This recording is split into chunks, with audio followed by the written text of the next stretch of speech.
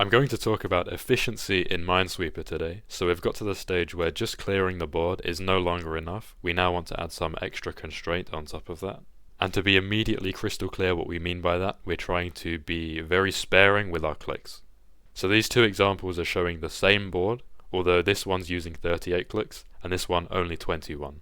Per output, per board that we clear, we have to put in less here, we have to put in less clicks, and that's why it's efficiency. Before we move on, it's vital to understand how we can actually use our clicks to clear the board. The first one is just normal clicking or left clicking. This is exactly what you'd expect. When we click on a cell, we can open it. It's that simple. The only other way we can open cells is with a mechanic called chording. This allows us to click on a number, and provided that all of the flags around it have been placed, it will open all of the surrounding cells to that number. So here we're using this flag here to chord off this one, opening these, and then this one, opening these two.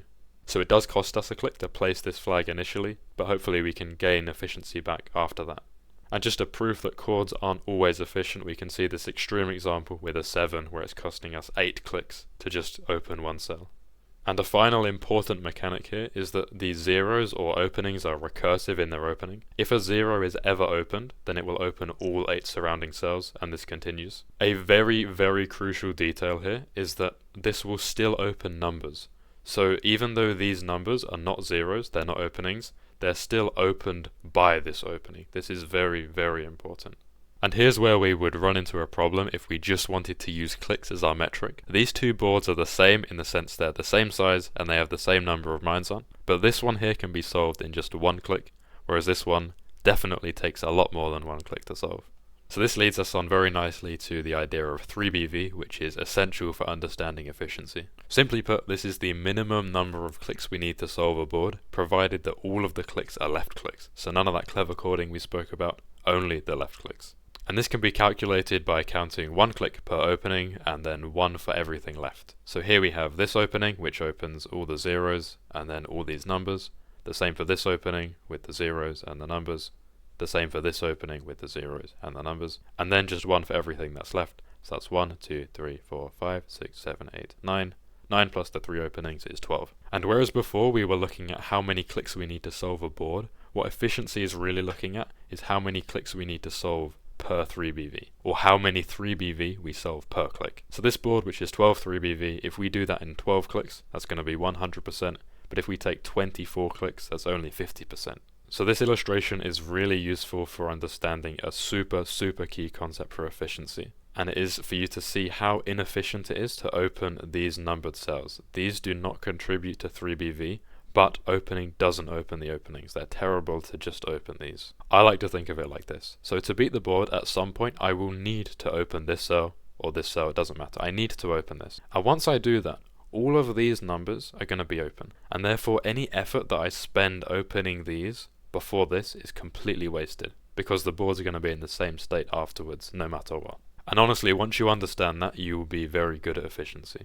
So yeah, understanding this hierarchy, that these cells have priority over these, opening this is useless, is very important. So by this point you may be asking, why are we using 3BV as our metric or our resource for efficiency when that's not what we do? So 3BV is only looking at no flag gameplay, but we can place flags and we can chord off them. And I still think this is strange, but this is just how it's done. So here we have two boards. The only difference is this mine, which is here on this board and here on this board. This one has 18 3BV and can be solved in 6 clicks with an opening, a flag placement, an open, chord. So that's 6 clicks for 18 3BV, more than 100% efficiency. Tremendous efficiency.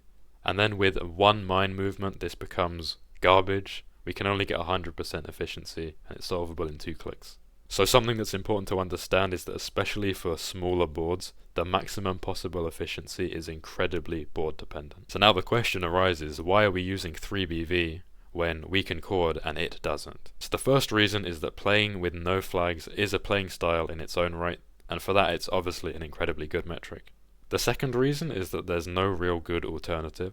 So there's something called Zini, which is essentially 3BV, but we're allowing chords as well. So this is the true optimal move count for a board. And there are algorithms for calculating something close to this, or sometimes equal to this, but guaranteeing that it is optimal is completely intractable to compute. Although it's worth noting that it is quite fun, and some people do compare themselves with the Zini, which I think makes more sense. Something that's fairly obvious, but I do want to mention, is that the optimal clearing pattern sometimes involves unsafe moves. So imagine we just open this. We know for sure that this is safe, so we might click it, and we don't know for sure this is safe. So it's really strange that we would open this, but if we want optimal efficiency, then that's what we have to do. So sometimes we have to guess. This is a good opportunity to highlight that for these really, really high efficiency scores, it's not good enough to just flag, chord, and move on. You need to be having your flags share multiple chords. So here in the bottom right, this is the most efficient possible permutation, full stop. 340% efficiency. So that's open, flag, chord, chord, chord for something that you'd need to be disgustingly lucky to get, but it is possible. So let's look at an example and say we got this board, we open this corner, and then we open this. So we guess this corner, and this is what we're left with. How do we play for efficiency? The first thing we want to do is highlight our known mines. So here I know this is a bomb, this is a bomb, this is a bomb, and so on. And from all of that, we know that these dark green cells are safe, so all of these ones. And this usually wouldn't apply, but because I know this board only has 12 mines in, I know that these so-called floating cells are definitely safe. But here, I know the entire board, so we can be thoughtful about how we clear it. For example, over here, try and spot how you can be efficient. I can open this cell, and I know it's a 1. In fact, I know the number if we were to open every cell here. So I can do 1 click to get a 1, place a flag, and chord. That would be 3 clicks for 6 3BV. So this section here can be 200% efficient. And it's also worth me highlighting that I know there can't be any openings here, so I know this is all 3BV because every cell here is next to at least 1 mine. And here's the same thing happening, but this is my most efficient game I've ever got on this board size. So again, this is what I got. I guessed a corner, then we can work out all of these mine locations. And again, in this case, we can account for all 12. So we know that these 3 in the center, these floating cells, these are safe. But here it's only 12, we know everything, so we can do some really efficient chords. This one, this is also a 1, so this is where we get some really, really high efficiency gameplay. So now let's look at this example. This one is a bit different from the others because we don't know everything. This is much more representative of an actual game. And I've highlighted here in blue the possible openings, so all of these blue cells maybe could be zeros. And this board actually is a fantastic example because the same pattern happens 2 times right after each other, and we perform the same actions on them, but we get different efficiencies for it. This is where we start thinking about the probability of a cell being an opening, and I'm going to leave a link to a nice video by Kurraga who spoke about this. So especially with this low density, a very logical move would be to open this cell. It's probably an opening. But in this case, we got lucky. So there's a mine here. So this chord is actually very efficient. And after a couple more inefficient chords, we get the same pattern. So here we have this L shape, and here we have that same thing again. And again, the logical move would be to click here.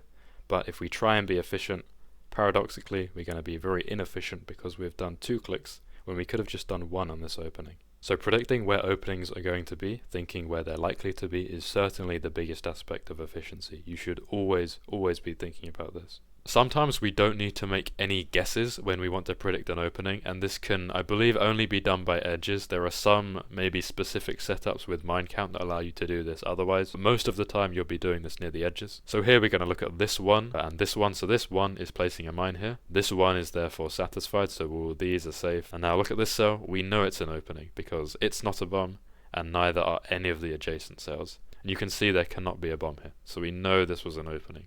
So as before, a flag and a chord would be a really horrible move to make here. So if you found any of that interesting, and maybe even want to try playing efficiency for yourself, here is what I recommend you do.